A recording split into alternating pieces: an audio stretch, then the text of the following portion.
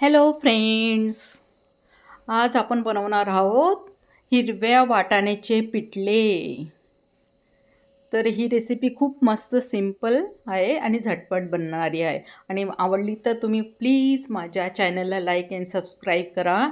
तर मी आधी घेतले आहेत वाटाणे. जवळजवळ निवडलेले वाटाणे मी घेतले आहेत 1 पाव. आणि ते मी गरम पाण्यात भिजवत घातले थोडे, म्हणजे गरम पाण्यात थोडे सॉफ्ट होतील म्हणून. आणि ते मिक्सरमध्ये वाटायला थोडे इझी जातील. तर आपण आता पिठलेची तयारी करून घेऊया. त्याच्यासाठी मी घेतले मिक्सरचे एक भांडे आणि त्याच्यामध्ये आपण जे धुतलेले वाटाणे आहेत ते आपण ॲड करणार आहोत. आणि त्याच्यात आपण घालणार आहोत 10-12 मिरचीचे तुकडे. तुम्हाला तिखट लागते, कमी लागतं, जास्त लागतं त्याप्रमाणे तुम्ही घाला.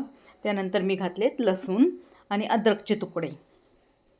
ते आपण मिक्सरमधनं बारीक करून घेणार आहोत. खूप बारीक करायचं नाही, थोडं करमरीत राहू द्यायचं आपल्याला, म्हणजे ते ठेच्यासारखी मस्त चव येते याची. अशा प्रकारे आपला आता तो वाटाण्याचा जो मसाला आहे तो वाटून झाला आहे. आता आपण 2 छोटे छोटे कांदे कट करून घेतलेले आहेत. त्यानंतर आपण गॅसवर कढई ठेवणार आहोत. त्याच्यात 2-3 चमचे तेल घालायचे फोडणीसाठी.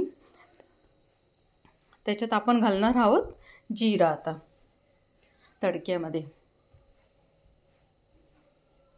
त्यानंतर थोडा कढीपत्ता घालायचा आहे आपल्याला आणि फोडणीसाठी हिंग.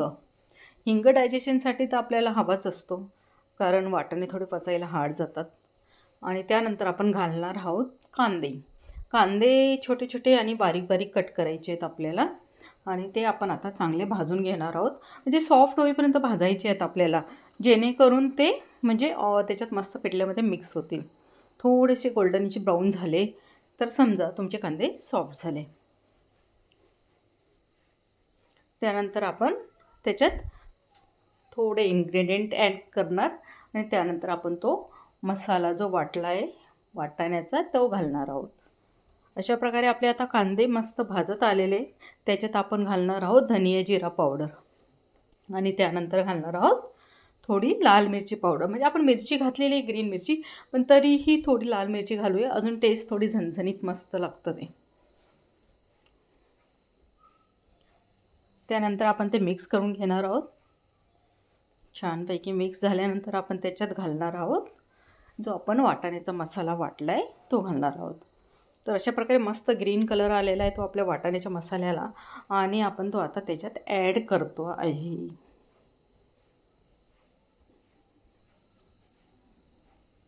तो सगळा मिक्सरमधनं आपण काढून घेऊया नीट.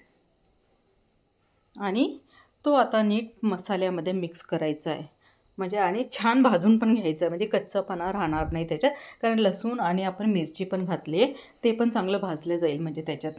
म्हणजे हे ठेच्यासारखंही तुम्हाला वापर करू शकता तुम्ही, या पिठल्यासारखं यूज करू शकता.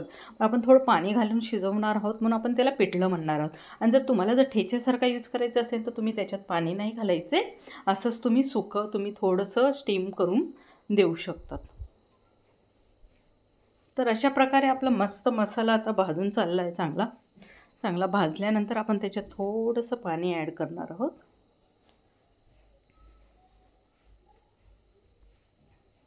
त्याच्यात आधी मीठ घालूया आपण आणि थोडी हळद घालणार आहोत. कारण थोडे म्हणजे आपण जेवणात आपण हळदीचा वापर करतो, कारण ती खूप औषधी गुणधर्म आहेत तिच्यात, म्हणून आपण नेहमी जेवणात हळदीचा वापर करतो. तर आपण आता ते मिक्स करून घेणार आहोत नीट. आणि वाटाण्याचं पिठलं म्हणजे ते पचायला पण हलकी आहे, त्याच्यात आपल्याला प्रोटीन पण कव्हर होऊन जातं आणि वाटाणे सगळ्यांना आवडतात पण घरात. म्हणून त्याचं बनवण्याचं कारण तेच आहे की तुम्ही इझिली बनवू शकतात आणि ते सगळ्यांना आवडेल पण. अशा प्रकारे आपण तो हळद आणि मीठ मस्त मिक्स झालेला आहे. आता त्याच्यात आपण ॲड करणार आहोत थोडेसे पाणी. पाणी पण खूप नाही घालायचं आपल्याला, त्याच्यात आपण प्रमाणातच पाणी घालणार आहोत, जेणेकरून ते लवकर ड्राय होईल आणि आपले वाटाणे पण शिजतील.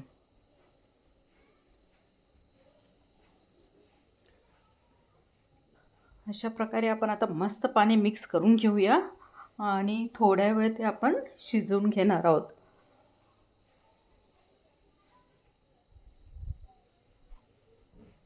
थोडं अजून पाणी ॲड करते मी, थोडं कोरडं वाटतंय म्हणून. कारण ते पाणी शिजल्यानंतर थोडं अजून आटून जाईल त्याच्यातलं.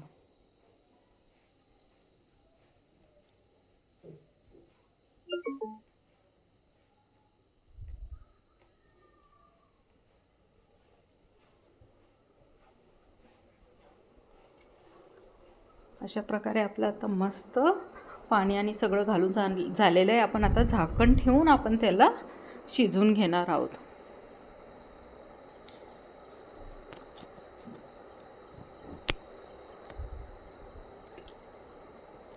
तयार झालेले आपले वाटाण्याचे पिठले, त्याला आपण मस्त चाळून घेऊया आणि मस्त एक छान भांड्यामध्ये आपण सर्व करून घेऊया.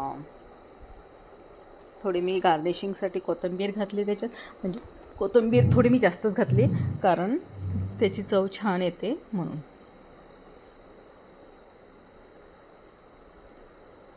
तर चला आपण मस्त आता भांड्यात सर्व करून घेऊया.